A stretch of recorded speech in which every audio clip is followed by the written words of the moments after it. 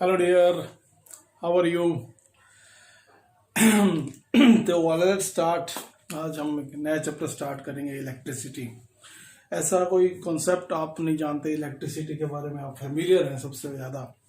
कोई ऐसा काम नहीं है जो बिना इलेक्ट्रिसिटी के हो सके। माय डियर, देखो हमारे सराउंडिंग में हर चीज़ इलेक्ट्रिसिटी के लिए काम आती है। जैसे आप मोबाइल फ़ोन को चार्ज करते हो, क्या चाहिए आपको? इलेक्ट्रिसिटी। और कहाँ यूज़ करते हो आप इलेक्ट्रिसिटी का? कहाँ यूज़ कर रहे हो आप? डेली कंप्यूटर चला रहे हो, लैपटॉप चला रहे हो, है ना, मोबाइल चार्ज कर रहे हो, ओके, टीवी देख रहे हो, सब जगह कहाँ यूज़ हो रही है आपकी? इलेक्ट्रिसिटी हो रही है ना। तो अब आज हम इसी कॉन्सेप्ट को ही पढ़ेंगे बेसिकली। जो आजकल रात में देखते हो, सारे रात के बिना क्या चाहिए? इलेक्ट्रिसिटी चाहिए, और कोई इलेक्ट्रिसिटी के बिना काम ही नहीं हो सकता। तो आज हमारा बेसिक कॉन्सेप्ट रहेगा इलेक्ट्रिसिटी कॉन्सेप्ट को स्टडी करना कि इलेक्ट्रिसिटी है क्या। तो अगर हम बात करें इलेक्ट्रिसिटी वर्ड, ये जो इलेक्ट्रिसिटी के अंदर आप देख रहे हो, ये जो वर्ड आप देख रहे हो इलेक्ट्रिक, इलेक्ट्रिक का मतलब क्या होता है? इलेक्ट्रिक का मतलब डियर होता है, यहाँ पे हम अगर हम इलेक्ट्रिसिटी की बात करें, यहाँ पे इलेक्ट्रिसिटी, इलेक्ट्रिसिटी का मीनिंग होता है चार्जेस इन मोशन। किसमें होता है? Charges in motion. तो डियर अगर हम बात करें चार्जेस इन मोशन,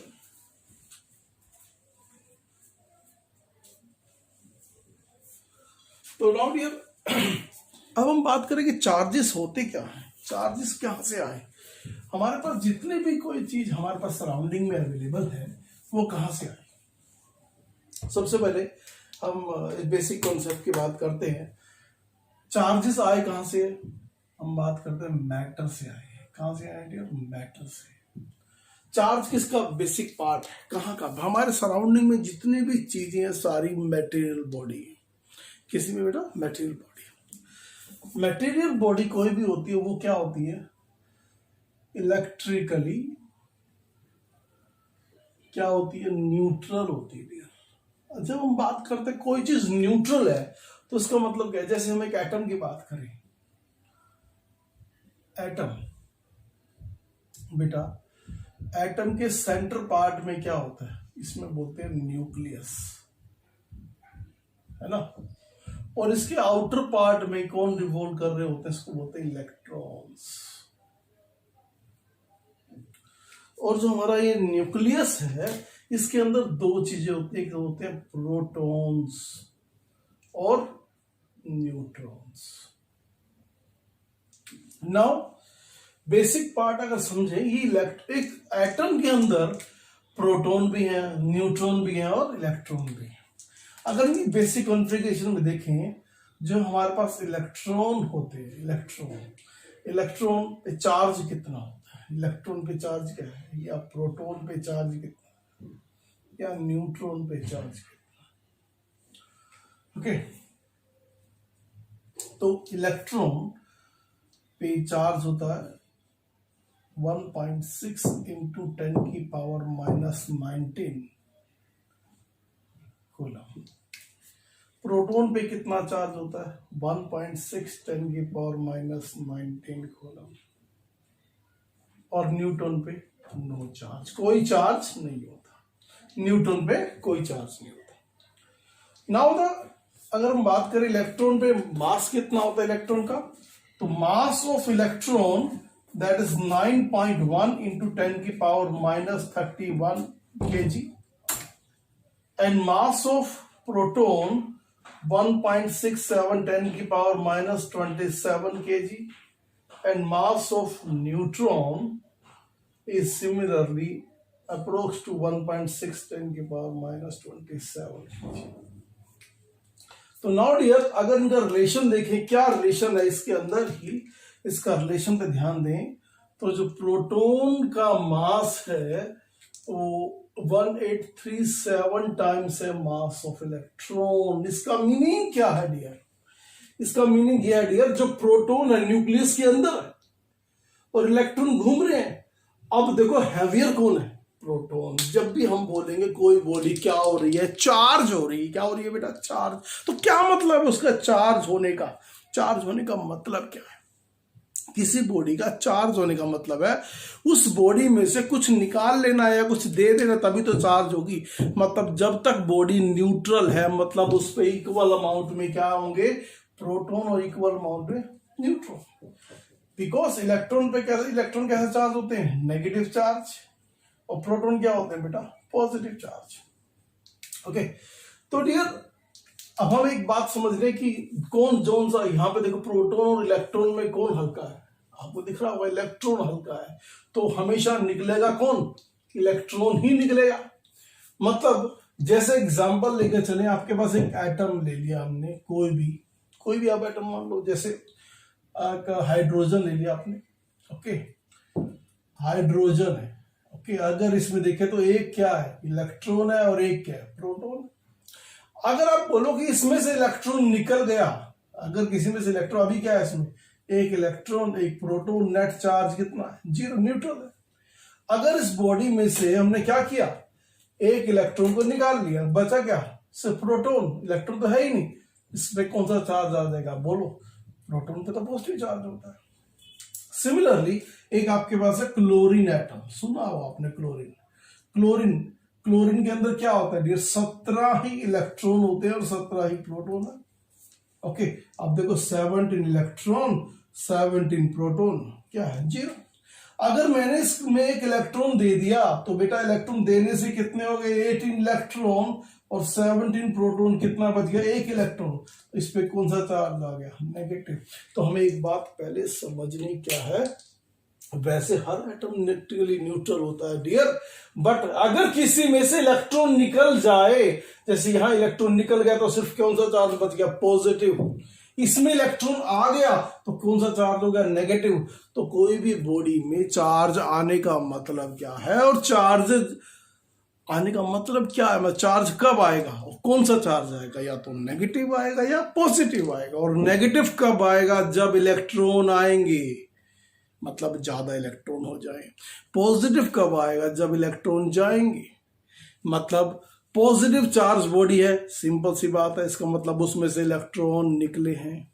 अगर कोई नेगेटिव चार्ज बॉडी है, और सिंपल सी बात है, उसमें इलेक्ट्रॉन आए। ये बात हमें समझनी है कि इलेक्ट्रॉन आने और जाने का क्या मतलब है। अगर इलेक्ट्रॉन आ रहा है, क्या है डियर, इलेक्ट्रॉन आ रहा है, इसका मतलब बॉडी पे नेगेटिव चार्ज आएगा, और जा रहा है तो बॉडी पे कौन सा चार्ज आएगा, पॉजिटिव। इस बात पे खास ध्यान रखना है आपको, understand. Now the question is, हमने क्या डिस्कस किया, मैटर इलेक्ट्रिकली न्यूट्रल होता है। न्यूट्रल के जो कोई भी एटॉमिक बॉडी मानी, उसमें सेंटर पार्ट क्या है, न्यूक्लियस, चारों तरफ क्या है, इलेक्ट्रॉन्स।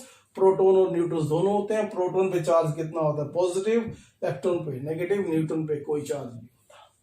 इलेक्ट्रॉन का मास 9.1 के पावर 31 मास ऑफ प्रोटॉन, तो देखा प्रोटॉन का मास इलेक्ट्रॉन से ज्यादा है, इसलिए हमेशा बॉडी में से निकलने की एबिलिटी किसकी होगी, इलेक्ट्रॉन की। अगर इलेक्ट्रॉन निकल रहा है तो मतलब बॉडी पे पॉजिटिव चार्ज आएगा, अगर इलेक्ट्रॉन आ रहा है तो डियर उस पर कौन सा चार्ज आएगा, नेगेटिव चार्ज। अंडरस्टैंड, ये बात हमें बेसिक प्रॉपर्टी ऑफ चार्ज को अंडरस्टैंड करना है। अंडरस्टैंड, अब बात करते हैं कि चार्ज की और प्रॉपर्टीज क्या हो सकती हैं, आइए डिस्कस करते हैं what are the properties of charges. तो देखो, what are the properties of charge.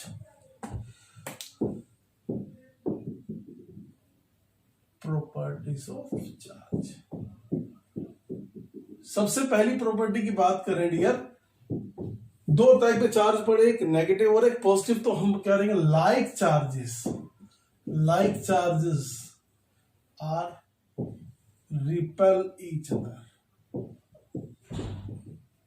And unlike charges attract each other. मतलब क्या है इसका, जैसे पॉजिटिव और पॉजिटिव क्या करेंगे डियर, रिपेल करेंगे। क्या करेंगे, रिपेल। नेगेटिव भी क्या करेंगे, रिपेल करेंगे। अगर पॉजिटिव और नेगेटिव होंगे तो क्या करेंगे डियर, एक दूसरे को अट्रैक्ट करेंगे। ये बात समझ लीजिए, लाइक चार्जेस, ये दोनों लाइक चार्जेस क्या कर रहे हैं, रिपेल ईच अदर, और ये क्या कर रहे हैं, अट्रैक्ट ईच अदर। ये बात हमें ध्यान रखनी है, रिपल्शन कौन कर रहा है, अट्रैक्शन कौन कर रहा है। नेक्स्ट प्रॉपर्टी क्या हो सकती है डियर, प्रॉपर्टीज ऑफ चार्ज की, conservation of charge. Conservation of charge, conservation of charge का मीनिंग क्या है डियर, देखो जब हमारे पास एक कोई भी बॉडी है, हमेशा हर बॉडी क्या होती है, न्यूट्रल होती है। मतलब कहने का है कोई भी बॉडी में से चार्ज ना तो आप क्रिएट कर सकते हो ना ही डिस्ट्रॉय कर सकते हो। जैसे दो बॉडी को अगर रब करोगे तो एक बॉडी में से हो सकता है इलेक्ट्रॉन चले जाए दूसरे में आ जाए, पर बॉडी तो वही रहेगी। इसका मतलब ना तो आपने किसी से क्या किया बेटा, क्रिएट किए, ना ही आप डिस्ट्रॉय कर सकते हो। तो आप ही कह सकते हो charges can neither be created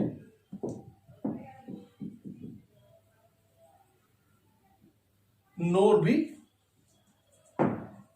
destroyed, but it can transfer, क्या हो सकते हैं बेटा, ट्रांसफर हो सकते हैं from one body to another body. मतलब एक बॉडी से दूसरी बॉडी में चार्ज का ट्रांसफर हो सकता है, बट ना ही आप क्रिएट कर सकते हो ना ही आप क्या कर सकते हो बेटा, डिस्ट्रॉय कर सकते हो। Okay, now the important concept of this another property of charge is, अब एक बात हमने समझी क्या, कि इलेक्ट्रॉन ही निकलेगा तो चार्ज आएगा, और इलेक्ट्रॉन ही, मतलब इस कॉन्सेप्ट को हम समझे, इसको डियर बोलते हैं क्वांटाइजेशन ऑफ चार्ज। बड़ी इंपॉर्टेंट प्रॉपर्टी, इसको ध्यान से समझना बेटा, क्या मतलब होता है क्वांटाइजेशन का। अभी मैंने क्या देखा, एक बॉडी में से इलेक्ट्रॉन निकला, पॉजिटिव चार्ज आया, नेगेटिव चार्ज, कौन गया, इलेक्ट्रॉन, कौन आया, इलेक्ट्रॉन। मतलब इसका मतलब इलेक्ट्रॉन से छोटा चार्ज एग्जिस्ट नहीं कर सकता। तो इसका मतलब द अमाउंट ऑफ चार्ज, या can say quantity of charge present on the body, जो होगा बेटा, is always,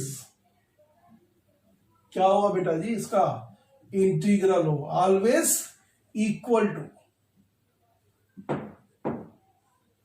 integral multiple of smallest value of charge. वो क्या होती है बताओ, स्मॉलेस्ट वैल्यू क्या होती है डियर, इलेक्ट्रॉन होती है। क्या होती है बेटा, मतलब इलेक्ट्रॉन से कम हो। जैसे मैंने कहा बेटा, अगर एक इलेक्ट्रॉन गया तो एक पॉजिटिव चार्ज आया, दो गया दो पॉजिटिव चार्ज आया, तीन गया तीन पॉजिटिव चार्ज आया, एक आया तो एक एक्स्ट्रा इलेक्ट्रॉन आ गया, दो गया दो, मतलब जितने गए जाएंगे वो भी इलेक्ट्रॉन आएंगे, वो भी इलेक्ट्रॉन। मतलब you can say Q is equal two plus minus of any. मतलब बेटा ई से छोटा चार्ज कभी भी नहीं होगा, कितना, 1.6 10 की पावर माइनस 19 कूलम। कूलम क्या होती है बेटा, SI यूनिट ऑफ किसकी बेटा, चार्ज, इतनी होती है बेटा, कूलम बोलते हैं। तो अगर एक बॉडी पे चार्ज n की वैल्यू 1 देखें तो Q मिनिमम वैल्यू कितनी हो सकती है, 1.6 10 की पावर माइनस 19। मतलब इससे छोटा चार्ज कभी भी किसी बॉडी पे एग्जिस्ट नहीं कर सकता। ओके, मतलब यही जाएगा यही आएगा, मिनिमम वैल्यू ऑफ चार्ज कितनी है, 1.6 10 की पावर माइनस 19। ना अगर आपसे पूछा जाए बेटा, अगर किसी बॉडी के ऊपर 1 कूलम चार्ज है, 1 कूलम चार्ज है, तो कितने उसमें से इलेक्ट्रॉन निकले होंगे। 1 कूलम पॉजिटिव है, 1 कूलम नेगेटिव है। तो हम इस कॉन्सेप्ट को स्टडी करते हैं, how many number of charges इन, देखो करते हैं इसको, कॉन्सेप्ट को क्या करेंगे, देखो इसको,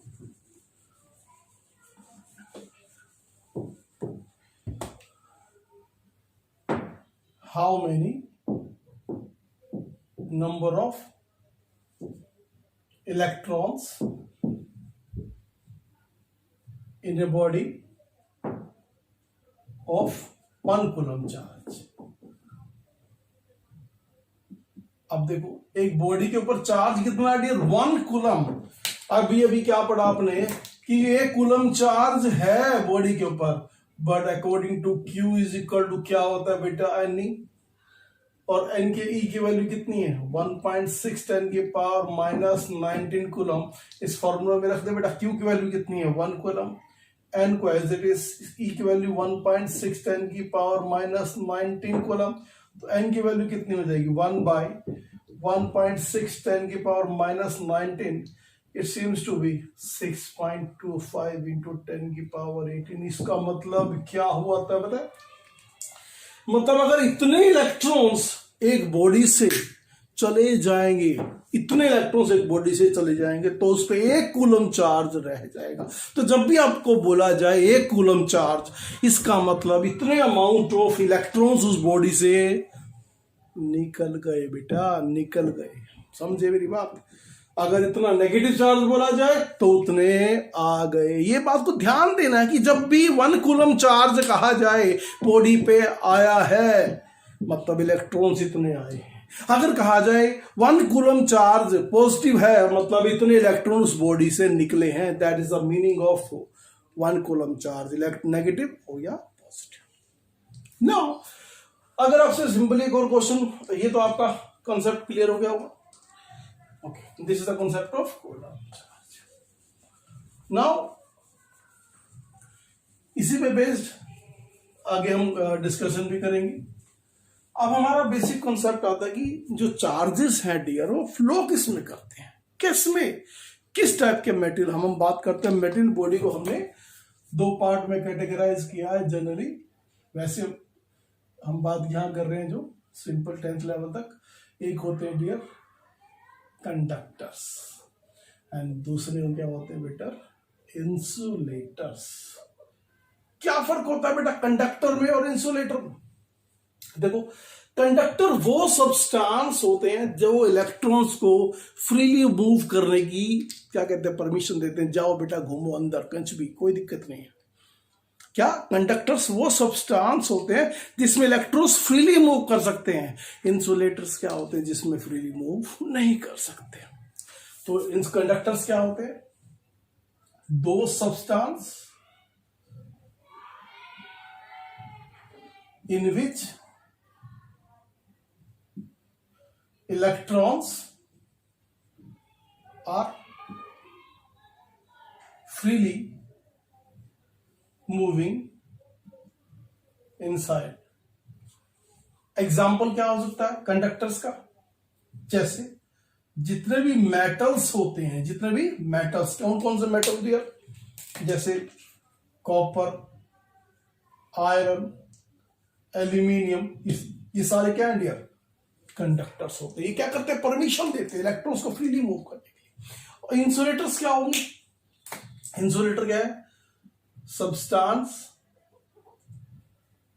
which do not allow to move freely inside them। जैसे क्या होंगे इंसुलेटर्स? इंसुलेटर जैसे बेटा जी वुड और प्लास्टिक, ये क्या है बेटा, इंसुलेटर्स। अब आपने देखो घरों में, हमारे घरों में वायर आपने देखी होगी, जैसे नॉर्मली आप देखते हो, जैसे कोई भी क्या है यहाँ पे कोई भी वायर है आपके घरों में, जो वायर होती है उसके अंदर, जैसे एक वायर हमने ब्लैक कलर की ले ली, ओके, एक कौन सी ले ली, ग्रीन कलर की ले ली, ओके, और एक कौन से कलर की होती है डियर, रेड कलर की, है ना। आप जनरली देखते हो इलेक्ट्रिकल जो वायर होती है, एक पूरी वायर के अंदर 3 वायर होती हैं, एक ब्लैक, ग्रीन, इस ये वाली वायर के अंदर क्या होता है, एक कॉपर इसमें अंदर भी होता है, इसमें भी कॉपर होता है, इसमें भी कॉपर। ये आउटसाइड जो मटेरियल होता है डियर, ये आउटसाइड मटेरियल होता है, इसे किसका बोलते हैं, इंसुलेटर बोलते हैं। क्या बोलते हैं, इंसुलेटर। और ये भी क्या होता है, इंसुलेटिंग होता है। ये भी कवर क्या होता है, इंसुलेटिंग। बट जो बीच वाला जो पोर्शन होता है वो सारा का सारा क्या होता है डियर, ये जो पोर्शन आप बीच में जो देख रहे हो, ये क्या होता है बेटा, मेटल होता है। इसमें से क्या करता है, इलेक्ट्रॉन्स को फ्लो होता है, किसके अंदर, वायर के अंदर। सिमिलरली अगर आप घर के अंदर आप देखे हो, ऐसे प्लग देखा होगा, 3 पिन प्लग लगाते हैं, उसके एक मोटी वायर ऐसी होती है, एक छोटी, ये छोटी, ये मोटी वायर होती है। ये जो 3 प्लग होते हैं, यहाँ पे सारा मेटल होता है, यहाँ पर भी क्या होता है, मेटल होता है, यहाँ भी मेटल होता है। ये तो बाहर की जो बॉडी होती है उसकी किसकी होती है बेटा, इंसुलेटर की बनी होती है। किसकी, इंसुलेटर की, 3 पिन प्लग की। एनीहाउ, अब इसका मतलब क्या है कि जो इंसुलेटर्स होते हैं जो करंट फ्लो हो, चार्ज को फ्लो होने नहीं देते, इसका मतलब उसको पकड़ना आसान होता है, शॉक भी हमें नहीं लगता। These are the basic concept of conductors and insulators. Now dear, now comes to the concept of what do you understand by current क्या होता है। अब हमें सबसे बड़ा इंपॉर्टेंट कॉन्सेप्ट को समझना है कि करंट होता क्या है। अच्छा डियर देखो, सबसे पहले अगर हम करंट की बात करें, कहां देखा आपने करंट, करंट का फील किया आपने। आज हम बात कर रहे हैं concept of electric current. My dear, electric current को डिस्कस करने से पहले एक छोटी सी बात आपको पता होनी चाहिए। कभी आपने पानी का फ्लो होते देखा होगा, डेफिनेटली देखा। रिवर फ्लो होती है, जैसे रिवर फ्लो होती है उसके अंदर क्या होता है, वाटर होता है, उसको बोलते हैं वाटर करंट। क्या बोलते हैं बेटा, वाटर करंट। ऐसे विंड के अंदर भी क्या होता है, विंड करंट, है ना। अब बट सिमिलरली हम बात कर रहे हैं इलेक्ट्रिक करंट की। इलेक्ट्रिक करंट क्या है, इलेक्ट्रिक करंट का मतलब होता है, इलेक्ट्रिक करंट को बेसिक डिफाइन करें तो क्या बोलते हैं, फ्लो ऑफ चार्जेस। क्या बोलते हैं, फ्लो ऑफ चार्जेस। अब चार्जेस कैसे, माय डियर देखो, जैसे we have a positive charges, हमारे पास यहां पर क्या है dear, positive charge, okay, and कुछ हमारे पास यहां पर नेगेटिव चार्ज भी है।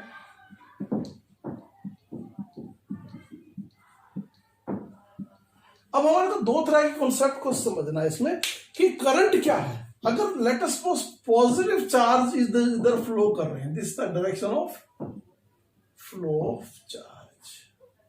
यहां पर भी क्या है, direction of flow of charge. यहां पर फ्लो ऑफ चार्ज को हम देखें, दोनों तरफ पॉजिटिव चार्ज भी इधर फ्लो कर रहे हैं, नेगेटिव भी इधर फ्लो कर रहे हैं।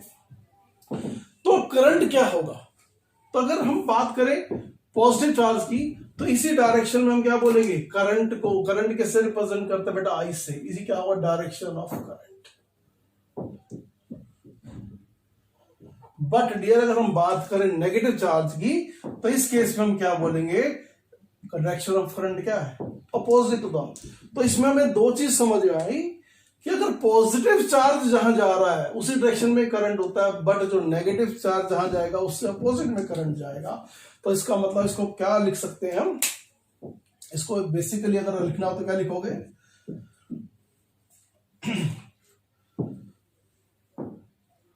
Direction of electric current always along the direction of positive charge and अगर हम देखें डायरेक्शन ऑफ इलेक्ट्रिक करंट क्या होती है बेटा, always along the direction of positive charge, and इसको ऐसे भी कह सकते हो, direction of electric current is always opposite to the